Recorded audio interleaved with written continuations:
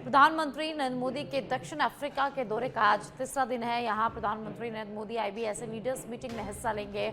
उसके बाद पीएम मोदी 3 प्रमुख सत्र में अपने विचार व्यक्त करेंगे। विभिन्न देशों के नेताओं के साथ बायलैटरल मीटिंग भी करेंगे प्रधानमंत्री नरेंद्र मोदी इस वक्त दक्षिण अफ्रीका के दौरे पर है और आज उनके दौरे का तीसरा दिन है।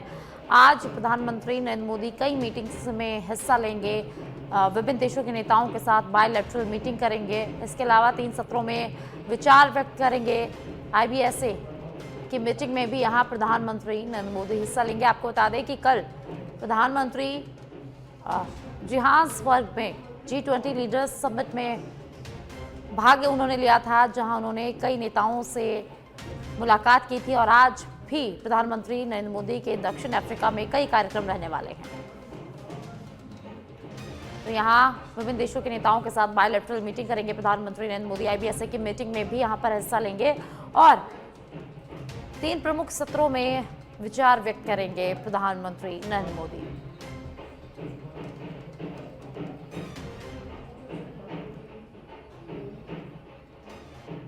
लोकसभा अध्यक्ष ओम बिरला का आज जन्मदिन है। मुख्यमंत्री भजनलाल शर्मा ने लोकसभा अध्यक्ष को जन्मदिन की शुभकामनाएं दी है। अपने सोशल मीडिया अकाउंट पर पोस्ट कर उन्होंने शुभकामनाएं दी। उन्होंने लिखा, प्रखर वक्ता, सरल, सहज एवं कर्मठ व्यक्तित्व के धनी ओम बिरला जी को बधाई। आपके दूरदर्शी और संतुलित नेतृत्व के संसद में लोकतांत्रिक मर्यादाओं को और सुदृढ़ किया है।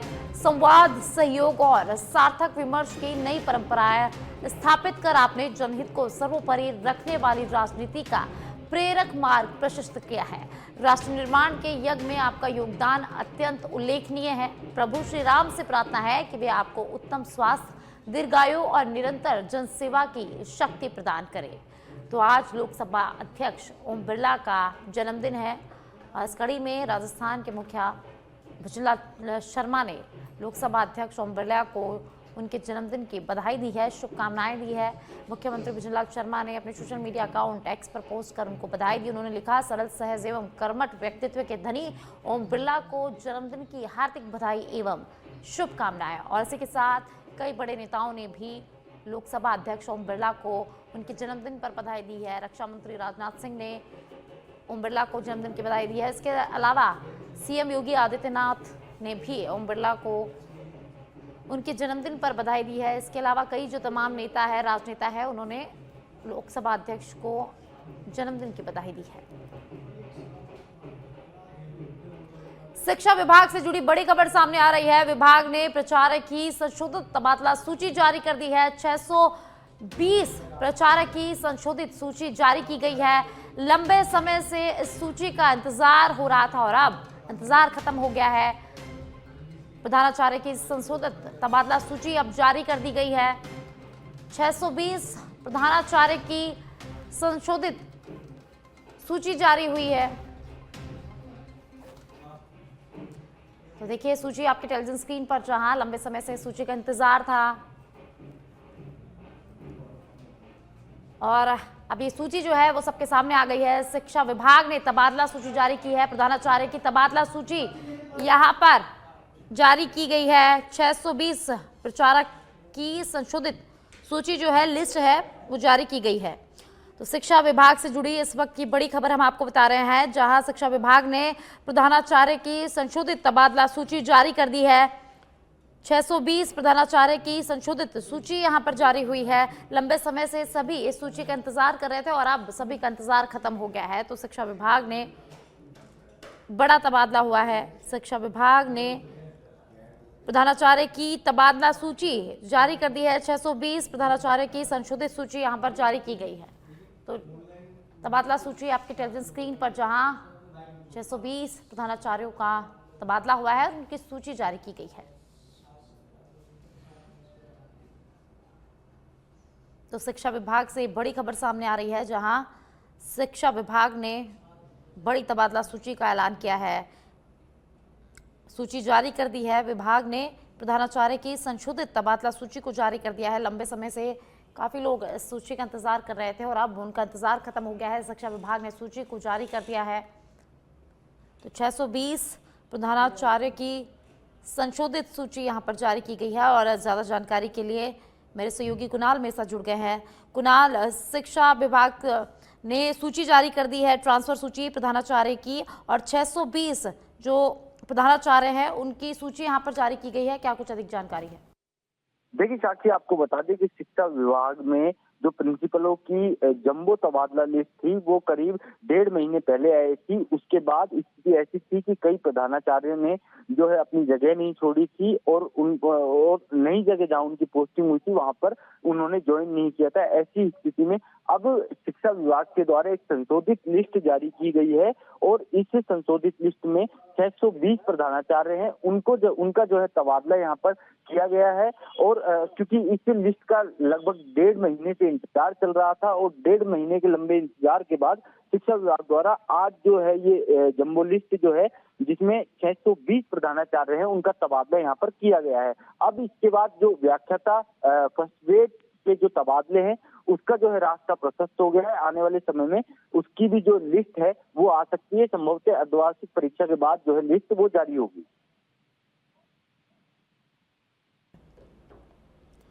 तो शिक्षा विभाग ने, बहुत बहुत शुक्रिया कुणाल इस तमाम जानकारी के लिए। तो शिक्षा विभाग ने प्रधानाचार्यों की तबादला सूची जारी कर दी है। 620 प्रधानाचार्य की संशोधित सूची यहां पर जारी की गई है। आपको बता दें कि काफी लंबे समय से इस सूची का इंतजार किया जा रहा था और अब शिक्षा विभाग ने इंतजार खत्म कर दिया है और सूची को जारी कर दिया है।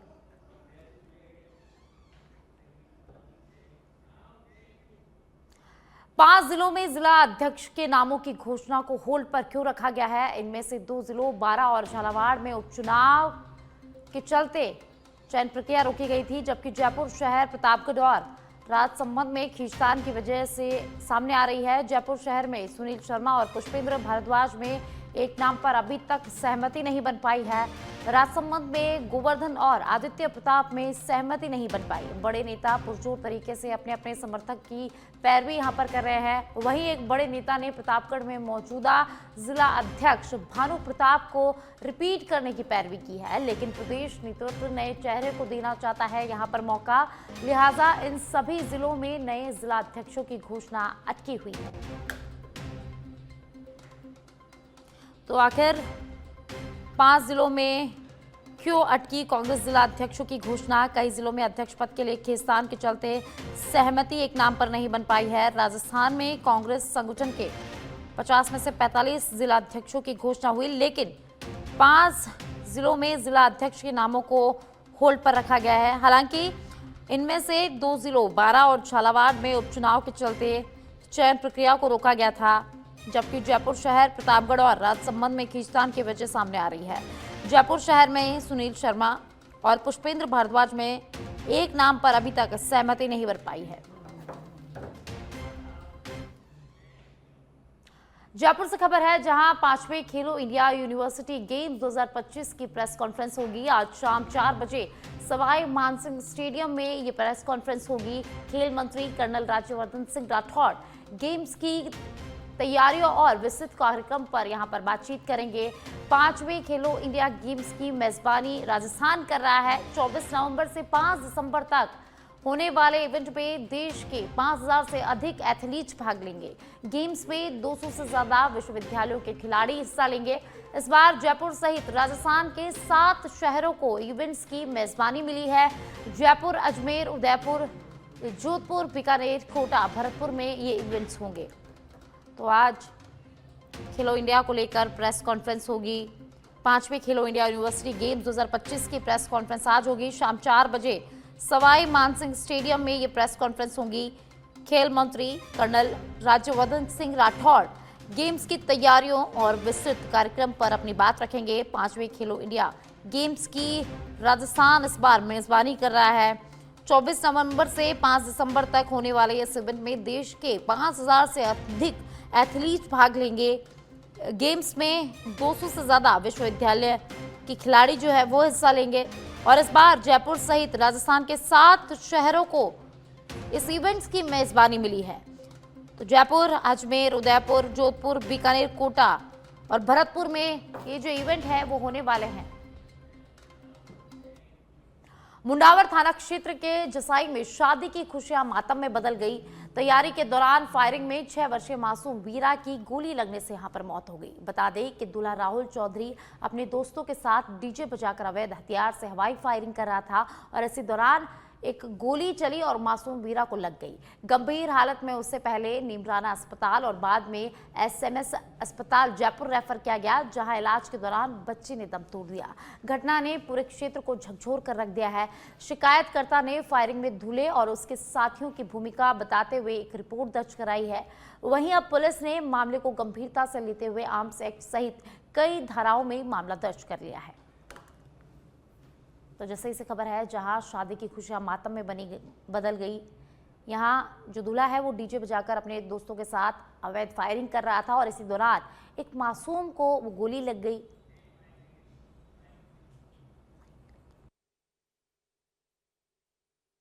जसाई गांव में जो 6 साल की बच्ची के विवाह समारोह में फायरिंग में गोली लगने से जो मौत हो गई थी, उस मामले में एक मुख्य अभियुक्त राहुल को गिरफ्तार किया गया है।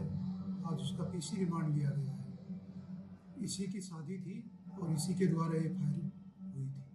सर, जिस कट्टे से ये गोली से फायरिंग हुई थी वो वैध था या अवैध था? सर, वो अवैध कट्टा होने की बात सामने आई है, जिसके बारे में अभी पता चला है कि वो अन्य किसी व्यक्ति द्वारा लाया गया। बीकानेर से खबर है, जहां टूर द थार अंतर्राष्ट्रीय साइकिल रैली का आयोजन हुआ। केंद्रीय कानून मंत्री अर्जुन राम मेघवाल, कैबिनेट मंत्री सुमित गोदारा, विधायक डॉक्टर विश्वनाथ मेघवाल ने भी यहां पर साइकिल चलाई है।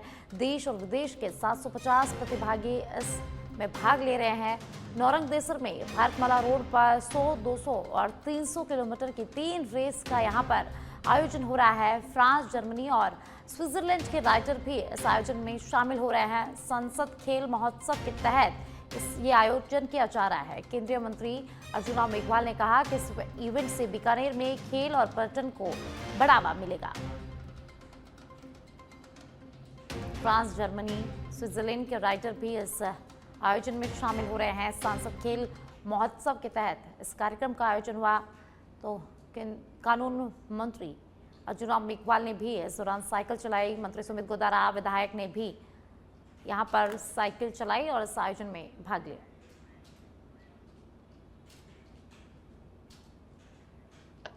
जितने भी हमारे साइकिलिस्ट आए हैं उनको बधाई देता हूं और शुभकामनाएं देता हूं कि आज 23 नवंबर 2025 का दिन बीकानेर के खेल के इतिहास में एक स्वर्ण अक्षरों में लिखा जाने वाला दिन सिद्ध होने वाला है। ये वही स्थान है जहां 8 जुलाई 2023 को प्रधानमंत्री श्री नरेंद्र मोदी जी जामनगर से अमृतसर ये जो एक्सप्रेस हाईवे बना उसका उद्घाटन करने आए थे और उस समय भी बीकानेर के छात्र और छात्राओं ने साइकिलिंग के माध्यम से साइकिल चला करके उनका एस्कॉर्टिंग की थी, उनका स्वागत किया था और विकसित भारत के सपने को हम साकार करेंगे ये संकल्प लिया था और वो सीन बहुत शानदार रहा था।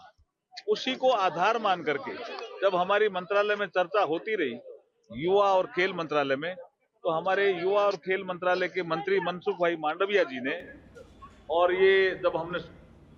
और अब श्री गंगानगर के पदमपुर से बड़ी खबर है, जहां 63 एलएनपी में विद्युत तार से करंट लगने से किसान की मौत हो गई है। विद्युत तार टूटकर किसान पर गिरने की सूचना है। मृतक की पहचान 45 वर्षीय सरदुल सिंह 54 एलएमपी के रूप में हुई है। गमुडवाली पुलिस और विद्युत विभाग के अधिकारी ने को सूचना दे दी गई है। विद्युत विभाग के खिलाफ लोगों में यहां पर नाराजगी देखी जा रही है। तो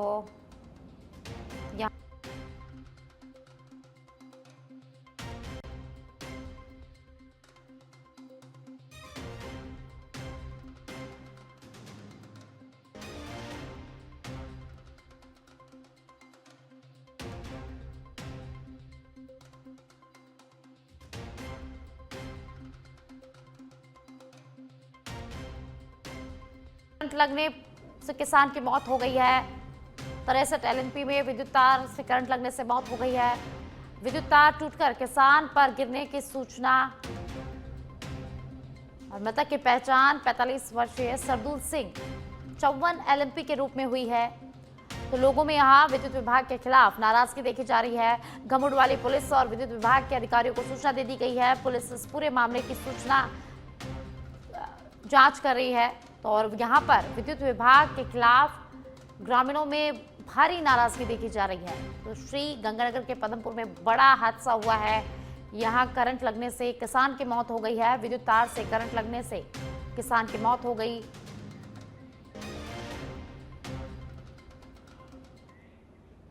डीडवाना से खबर है, जहां डीडवाना जिले से अपराधों की रोकथाम और महिलाओं को सुरक्षा प्रदान करने के मकसद से शुरू किए जाने वाले अभय कमांड सेंटर शुरू करने की प्रक्रिया अंतिम दौर में है। जिले के दोनों बड़े शहरों डीडवाना और कुचामन सिटी में अभय कमांड सेंटर शुरू किए जा रहे हैं।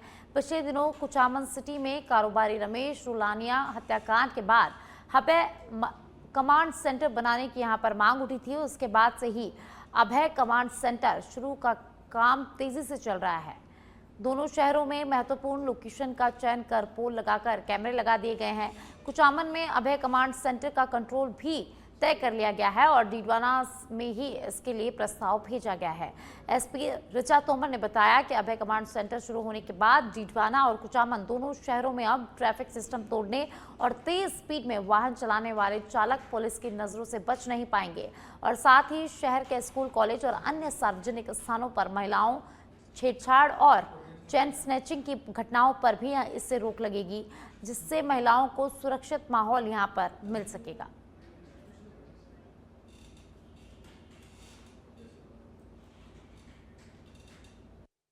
देखिए, निसंदेह जो अभय कमांड सेंटर होते हैं उसमें पूरे ही कस्बा क्षेत्र में जितने सीसीटीवी कैमरे लगे रहते हैं उनकी लाइव स्ट्रीमिंग होती है। तो उनकी लाइव स्ट्रीमिंग और उनकी प्रॉपर मॉनिटरिंग से न सिर्फ जो अपराध है वो उसका रोकथाम होती है, बल्कि अपराधियों की धरपकड़ में भी वो काफ़ी फ़ायदा होता है। उसी के साथ साथ अगर कोई कानून व्यवस्था की स्थिति उत्पन्न होती है तो उसके भी प्रभावी कंट्रोल में ये अभय कमांड सेंटर काफ़ी काम आते हैं। इससे न सिर्फ पुलिस की फंक्शनिंग में बल्कि आम जनता को भी काफ़ी रिलीफ मिलता है। कलेक्टर साहब से भी हम लोगों की इसके लेकर चर्चा हुई काफ़ी देर तक और आज सुबह डीसी साहब और आईजी साहब की। और अब सिरोही के पिंडवाड़ा से बड़ी खबर है, जहां अज्ञात चोरों ने एक मकान को यहां पर निशाना बनाया है। इंदिरा कॉलोनी के पास स्थित जगदीश कुमार के मकान में घुसकर चोरी की वारदात को अंजाम दिया गया है। घटना के समय परिवार घर पर नहीं था। स्थानीय निवासियों ने पिंडवाड़ा पुलिस को इसकी सूचना दी। सूचना मिलते ही पुलिस मौके पर पहुंची। पिंडवाड़ा थाना पुलिस अब इस पूरे मामले की जांच में जुट गई है। चोरी की वारदात से इलाके में दहशत का माहौल है। तो सिरोही के पिंडवाड़ा से खबर है, जहां चोरों ने एक मकान को निशाना बनाया है, सूने मकान को निशाना बनाया है। चोरी के वारदात के समय घर में कोई भी मौजूद नहीं था। टोंक के उनियारा से खबर है, जहां रत्नापुरा को नवीन पंचायत बनाने पर ग्रामीणों ने खुशी मनाई है। रत्नापुरा को ग्राम पंचायत बनाने पर लोगों ने खुशी में जमकर नारेबाजी की। देवली उनियारा विधायक राजेंद्र गुर्जर और ऊर्जा मंत्री हीरालाल का भी ग्रामीणों ने यहां पर आभार जताया है। लोगों ने एक दूसरे को मिठाई खिलाकर और आतिशबाजी करके खुशी मनाई है। मध्य प्रदेश से खबर है, जहां जुन्नार देव विधानसभा के तामिया जनपद के जामुनडोंगा गांव में झोला छाप डॉक्टरों का अवैध इलाज खुलेआम जारी है। पत्रकारों के मौके पर पहुंचने पर यह चौंकाने वाला मामला सामने आया कि बिना किसी चिकित्सा डिग्री वाले लोग न केवल वयस्कों बल्कि 3 साल तक के मासूम बच्चों का भी उपचार कर रहे हैं। हाल ही में कोल्ड सिरप प्रकरण के बाद स्वास्थ्य विभाग लगातार सख्त कार्रवाई के दावे कर रहा है, लेकिन जामुनडोंगा के झोला छापों की सक्रियता प्रशासन की निगरानी पर गंभीर सवाल खड़े कर रही है। बीएमओ तामिया डॉक्टर जितेंद्र उइके ने बताया कि बिना योग्यता इलाज करने वालों पर जल्द ही कड़ी कार्रवाई की जाएगी। उन्होंने कहा कि बच्चों की जान से खिलवाड़ करने वालों को किसी भी सूरत में छोड़ा नहीं जाएगा। वहीं ग्रामवासियों ने भी स्वास्थ्य विभाग से मांग की है कि तत्काल अभियान चलाकर झोला छाप डॉक्टरों पर लगाम लगाई जाए, ताकि मासूमों की जिंदगी यहां पर सुरक्षित रह सके।